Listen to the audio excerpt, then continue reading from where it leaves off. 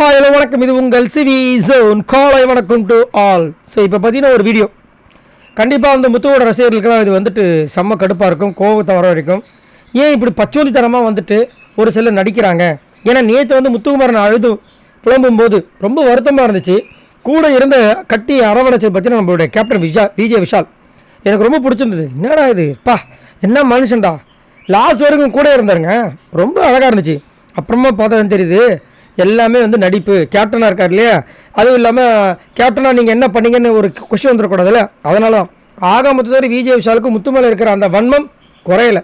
ஏங்க அப்படி சொல்கிறீங்க? அவர் நல்லா தானே பண்ணார்னா இதோ அவருக்கு உண்டான ஒரு குறும்படம் என்னென்னா, நைட்டு வந்துட்டு அசதியாக அந்த ஹாலில் வந்துட்டு இருக்கிற சோஃபா ரவுண்டாக இருக்கு பாருங்கள், இந்த சோஃபாவில் நம்மளால் படுத்துட்ருக்கார் முத்துக்குமரன். நெஞ்சில் ஒரு கையும் வயிற்றில் ஒரு கையும் வச்சு அசந்து படுத்துட்ருக்கார். ஒரு காலை மடக்கி ஒரு கால் நீட்டி, இவ்வளோதான்.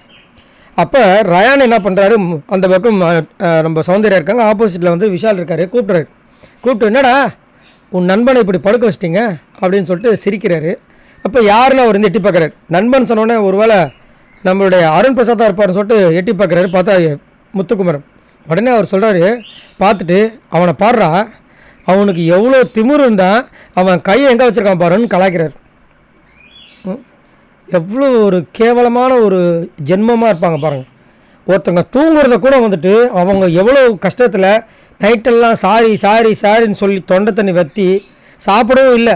அதுக்கப்புறம் அன்ஷிதா தான் கூப்பிட்டுட்டு கன்வின்ஸ் பண்ணி சாப்பிட கூப்பிட்டாங்க. இவ்வளோ விஷயங்கள் பண்ணியும், அதாவது ஒருத்தங்க இந்த மாதிரி இருக்கும்போது தான் அவங்களுடைய உண்மையான சோர்வு நம்மளுக்கு தெரியும். இவங்க நினச்சிட்டு இருக்காங்க அவர் தூங்கும்போது நம்ம வந்து கலாச்சிட்ருக்கோம், அது அவங்களுக்கு தெரியாதுன்னு. அவருக்கு மட்டும்தான் தெரியாது. ஆனால் சுற்றி இருக்கிற கேமராவில் பார்க்குற அந்த வீடியோவை பார்க்குற நம்ம எல்லாருக்குமே தெரியும் அவங்களுடைய கேரக்டர். ஸோ ஒருத்தங்க இல்லைன்னு நினச்சிட்டு ஒருத்தங்க பண்ணுறாங்க பார்த்தீங்களா, அப்போ தான் அவங்களுடைய உண்மையான கேரக்டர் நம்மளுக்கு தெரிய வரும். அப்போ எல்லாருமே நின்று பார்த்து சிரிக்கிறாங்க. அதுக்கப்புறம் விஷால் என்ன பண்ணுறான், அந்த சோஃபா மேலே ஆப்போசிட்டில் ஏறி நின்று பார்க்குறாரு. பார்த்துட்டு திரும்ப சௌந்தர்யா கூப்பிட்டு ஏதோ ஒன்று கலாய்க்கிறாரு. கலாய்ச்சிட்டு பெரிய டேவிட் பில்லா நினப்பு, தூங்குற ஸ்டைலை பற்றியான்னு சொல்லிட்டு அதுக்கப்புறம் ஏதோ ஒன்று கலாய்க்கிறாங்க. அதுங்களும் அனுப்பிச்சிதான் வந்துட்டு வாடா வெளியில் போகலான்னு சொல்லிட்டு வெளியில் போய் பேசுறதுக்கு அவங்க அந்த பக்கம் கூப்பிட்டு போகிறாங்க. நான் என்ன சொன்னேன், எதுக்கு இப்போ நீ என்ன கூப்பிட்றா அப்படின்னு சொல்லிட்டு போகிறாரு. சௌந்தர்யா வந்து இவ்வளோ சிரிச்சுட்டு பெட்ஷீட் வேணால் போட்டு விடலாமாடா அவன் மேலே அப்படின்றாங்க. அங்கே தான் வந்து ஏசி இல்லைல்ல, அப்போ எது போட்ட அப்புறம் அவனும் அதை போட்டவொடனே நீ அவன் கீழே போட்டுருவான், அப்புறம் உனக்கு கஷ்டமாயிடும். போட்டவொடனே அவன் கீழே போட்டுருவான், திரும்பி படுக்கும்போது கீழே விழுந்துடும், அப்புறம் உனக்கு கஷ்டமாயிடும். சூப்பர்ப்பா, எவ்வளோ எப்படிங்க இந்த மாதிரிலாம் ஒருத்தங்க வந்துட்டு கவலையில் இருக்கும்போது. நார்மலாக இப்போ நம்ம ரோட்டில் போகிறோம், யாரோ ஒருத்தங்க கீழே விழுந்துட்டாங்க, இல்லை அழுதுட்டுருக்காங்க, சும்மாவே நம்மளுக்கு வந்து வருத்தமாக இருக்கும். சும்மாவே அழுதுட்டு இருக்கும்போது பார்க்கும்போது ஏங்க அழுகுறாங்க, என்ன ஒன்று கேட்பாங்க, இல்லைன்னா நம்மளுக்குள்ளே பேசி வச்ச பாவமாக இருக்குது, அழுதுட்டுருக்காங்க என்னாச்சின்னு தெரியல அப்படின்னு சொல்லுவோம். அதுதான் நல்ல மனுஷத்தன்மை. அந்த மனுஷத்தன்மை இல்லாமல் இருக்கிறதுனால தான் நான்லாம் வந்து ட்ரெண்டிங் ஃபெலோ அப்படின்னு சொன்னவர் ஒரு டைமில் வந்துட்டு அவர் வந்து இன்னவே உள்ளே வந்து அவ்வளோ கிளாப் சவுண்டு. இப்போ அவர் எப்போ வெளியே போவார்னு நிறைய பேர் இயங்கிட்டு இருக்காங்க. அவரை வந்துட்டு காப்பாற்றுறதுக்காக பிக் பாஸ் வந்து ஒரு கேப்டன்ஷிப்பை வச்சு டாஸ்க்கை வச்சு இன்றைக்கி உள்ளே இருக்கார்.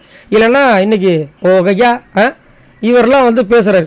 சரி, உங்களோட கருத்துக்களை சொல்லுங்கள். இந்த மாதிரி விஷயங்கள் பார்க்கும்போது உங்களுக்கு எப்படி தோணுது? மறக்காமல் கமெண்ட்ஸ் பண்ணுங்கள். இந்த மாதிரி வீடியோஸ் உங்களுக்காக காத்துட்ருக்கு. மறக்காமல் நம்மளோட சேனலை சப்ஸ்கிரைப் பண்ணுங்கள். பாய் நண்பர்களே.